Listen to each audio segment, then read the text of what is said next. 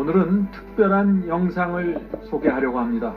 소개할 영상은 미국 침례 교단에서 신학 박사 학위를 받았고 35년 동안 침례 교회에서 목회한 레지 우든 목사님의 이야기입니다.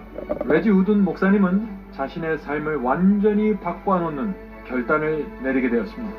어느 날 안식일 문제 책자를 접하게 되었습니다.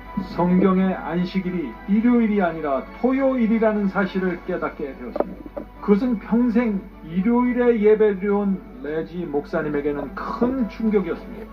레지 우든 목사님은 자신이 신학을 전공했고 신학 박사 학위까지 받았는데 어떻게 10계명의 넷째 계명이 일요일로 뒤바뀐 것을 놓칠 수 있었을까 도무지 믿을 수 없었습니다.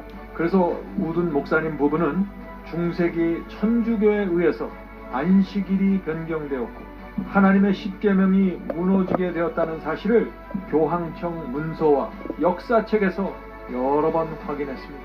결국 9살 때부터 다녔던 침례 교회를 떠나서 안식일을 지키는 교회로 가게 되었습니다. 성도 여러분, 이 영상을 통해서 주님을 사랑하는 하나님의 백성들이 10계명의 빛을 분명하게 보게 되기를 간절히 소망합니다.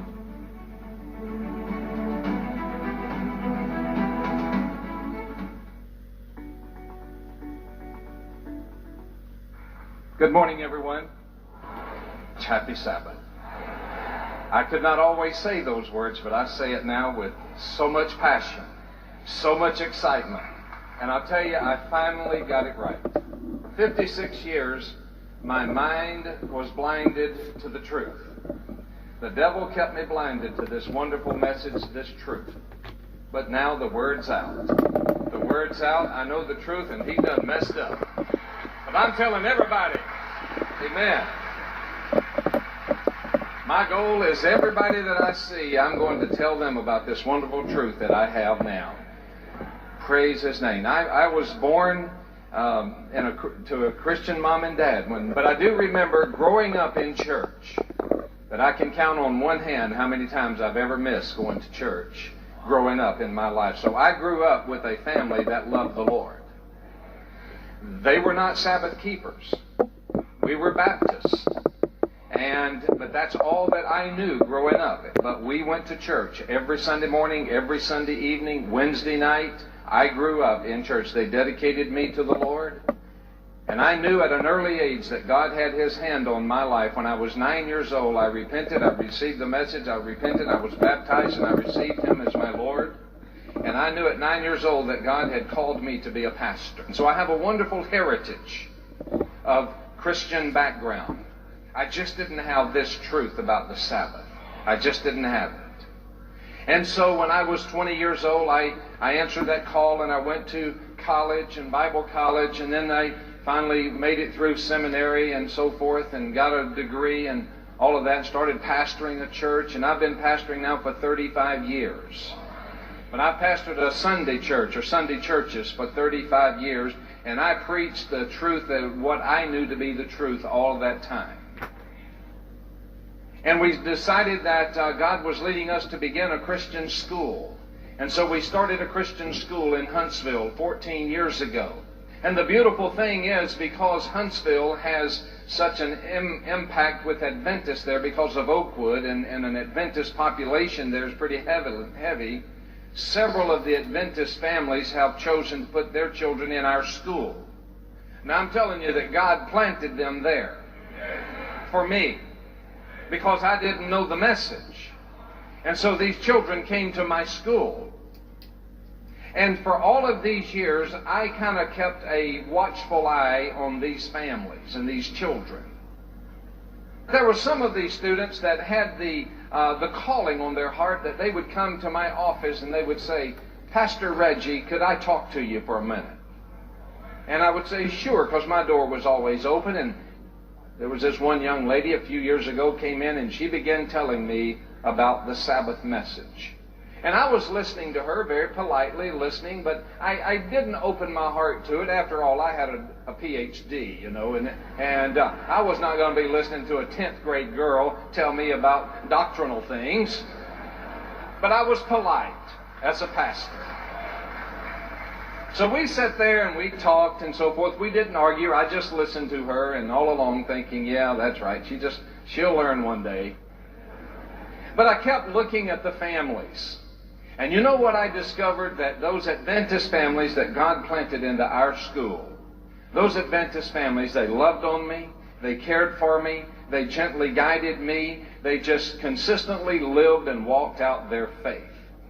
And I remember one time we had a basketball game on a Friday evening. And so one of our very best players was an Adventist student, and his dad came, and we had it was a Friday afternoon game, and I noticed that right about 30, 45 minutes before sundown, the dad come and he took his children and they left.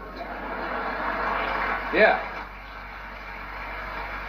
And I took notice of that.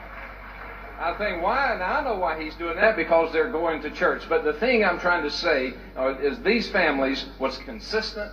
They loved their God. They believed their message. And they walked in truth. And they did it with love. And then one day, this very man who I was telling you that took his children out of the game, he came to me one day and he said, Pastor Reggie, he said, you know, you and I, we have a great relationship. And his children have been in our school 5 or 6 years. And I said, sure. He said, can I talk to you for a moment? I said, sure, come on in.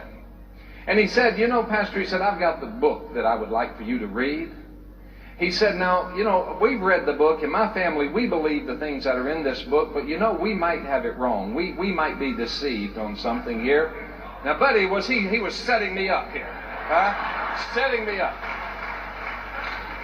And he said to me, he said, you know, Pastor, he said, I really appreciate you. You've got a PhD in theology and all that. He said, do you mind reading this book here? And it was the 10 Commandments, twice removed. He said, would you just read the book? And at the end of the book, just tell me what you think about it. And if there's anything wrong with the book, please love me enough to come and tell me so that I can get it right. And boy, he was really stroking that ego thing. And I said, well, sure, brother, I'll be glad to read that book. And all along I'm thinking, here's my chance. I'm going to get it straight with these folks. So I took the book and I read it. I read through this book the first time, and I've got to tell you something. It literally shocked me what I read. I mean to tell you, it shocked me. Even though I had a PhD, I'd never learned this before. And I said, well, you know, there's got to be more to this. Maybe I just read it too quickly. And so I decided that I would read the book again. So I read every page. And there it began sinking in, and I began thinking, you don't think that maybe I've had it wrong all this time? And I began learning about Constantine and all the stuff that happened there in the Catholic Church and how that we began following after that tradition. And then I began thinking, well, maybe I have had it wrong. Let me read it a third time. And so I read it 3 times. So bottom line is I read this book 5 times. Actually, I've read it more than that, but at that point it was 5. I'm telling you, this is the best book I've ever read. This book right here. It's the very best book I've ever read outside the Word of God. Because this book is personal to me, because this book enlightened me to the truth. And so after I read it 5 times, she and I, we embraced, and we said, Dear God, we are so sorry that we have never had this. 35 years I've been teaching people the wrong message. I did it with the right heart, the right attitude, but I had the wrong message. And you know, you can have the wrong message and be sweet about it, but it's still wrong. And so I determined, and we determined, that God would have us to make a lifestyle change. Someone mentioned that here today. It was a total lifestyle change. It wasn't just changing our day, it was changing our entire lifestyle. Yes. Lifestyle change. So we were so excited and happy about this wonderful truth of the Sabbath, that we had learned how that it's God's holy day, and He told us to keep it holy. He didn't tell us to make it holy. He did that. So He just said for us to remember it and not forget it, and to keep that day set aside, and to give ourselves to Him that day, that He would come and visit with us, and He would put a blanket of His love on us, and He would make it a sign to us. And so we decided, yes, Lord, we want that in our life. And so we decided we would make this lifestyle change. And she and I were so happy, but we had a church full of folks that didn't know. And we decided, well, we've got to go tell them. So the very next Sunday, it was showdown time. And they didn't know what I was about to say, and I didn't know what they was about to say. And I told them what I've just shared with you. And I didn't know what they were going to do, but I let them know. I said, listen, this is just something that God has spoken to me about, to my wife, and we have made a determination and a commitment to God that our lifestyle is changing, our message is changing. We will honor the Lord. We will keep His Sabbath day holy, and that's the message we're going to begin preaching, and we're going to be changing our worship days to Sabbath day. And if you can join us and you would like to join us, we welcome you. If you can't, we love you anyway. And I didn't know what they were going to say. But praise be unto the name of the Lord, every single person in the church. Every one of them. Glory to His name. Yes. Thank my God. Praise His name, folks. Every single person in the church came to us that night and they said to me, Pastor Reggie, we don't understand all of what you're doing and why you're doing it, but we see the passion in you. We love you. You've been our pastor. We trust you, and we will follow your leadership. And from that Sunday on, we've never met on a Sunday, and we then started meeting on Sabbath. And I got to tell you something.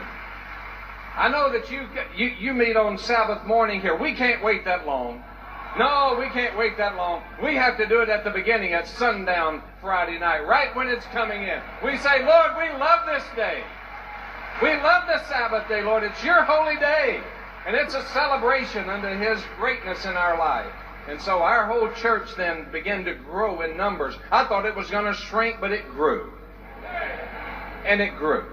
And I must tell you this, and then my time is up, but you see, we started as a Christian school 14 years ago. I had pastored many years before, and we were starting a school, and I wasn't necessarily intending on attaching a church to that. I was just going to do a Christian school. But we had some families within our school that started coming to us and was not churched in any church, and they said, hey, could we just do a Bible study? And so that pastor thing inside me said, sure. And so we just started a little group, little Bible study group.